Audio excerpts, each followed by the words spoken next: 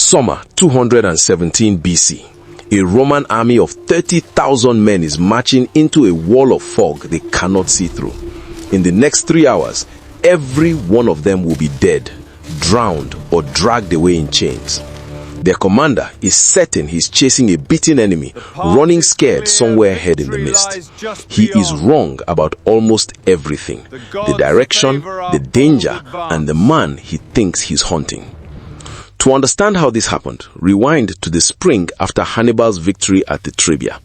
His own army was falling apart. 17,000 Gauls who joined him for one reason: to drive Rome out of their homeland.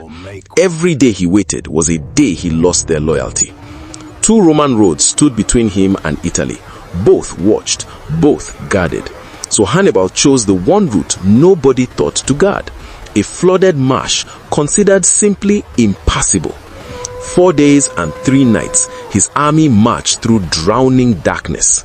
Pack animals swallowed by the mud, men lost to fever, and somewhere in that swamp, an infection took the sight in Hannibal's eye permanently.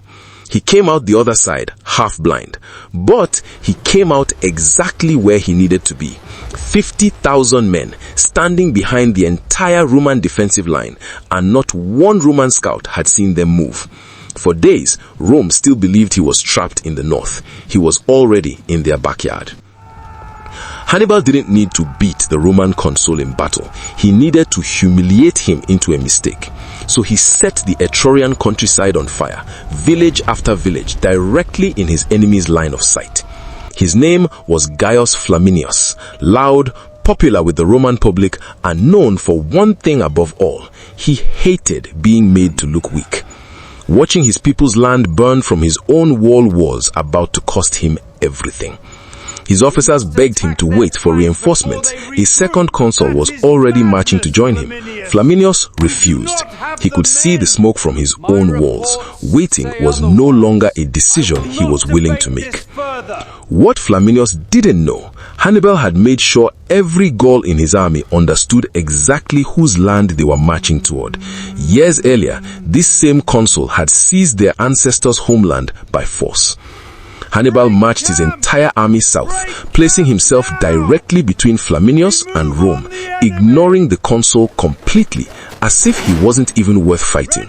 It was the one insult Flaminius could not survive. He broke camp and gave chase. The place Hannibal chose was Lake Trasimene. Water on one side, steep wooded hills on the other, a narrow pass at each end. In almost every sense, the perfect place to destroy an army. At the valley's far end, blocking the only way out, Hannibal placed his best veteran infantry, an anvil that would not move no matter what crashed into it. Along the entire slope above the road, his Gallic warriors waited, hidden in the trees, rank after rank, completely silent, completely still, waiting for the Roman column to be fully pinned before striking. At the entrance, his cavalry waited under a commander named Hannibal, ready to seal the trap shut the instant the last Roman soldier walked past. That morning, the omens were considered deeply unlucky, sacred chickens refusing to feed, a standard stuck fast in the ground. His officers begged him to wait. Flaminius dismissed every single warning. At dawn, the Roman column entered the narrow track along the lake's northern shore.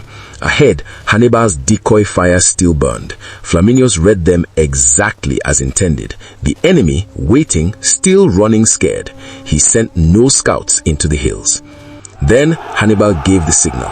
The entire hillside came down at once. An army strung out in a marching column, with no room to form ranks, no space to turn, and nowhere to run. As the first Romans tried to fall back the way they'd come, the cavalry swept across the road and sealed it behind them. Within minutes, the Roman army had stopped being an army at all. Pushed back against the water, thousands tried to escape by swimming into the lake. Weighed down by their own armor, many of them simply drowned. Those who begged for mercy were cut down where they treaded water. The consul himself was killed in the fighting. His body was never recovered. The man who rode out that morning, certain he was chasing a beaten enemy, was simply gone, lost in the wreck of his own army. at least 15,000 Roman soldiers lay dead. The survivors were sorted into two lines: Roman citizens on one side, Rome's Italian allies on the other. The allies Hannibal released. No ransom. It wasn't mercy, it was strategy. Rome had now lost two entire armies in 6 months. For the first time in generations, the Senate reached for its oldest emergency measure, naming a single dictator and handing him the entire war. For a while, refusing to fight Hannibal directly actually worked, but you cannot refuse him forever. A year later, Rome would gather the largest army it had ever assembled and march it straight toward the bloodiest single day in the city's entire history.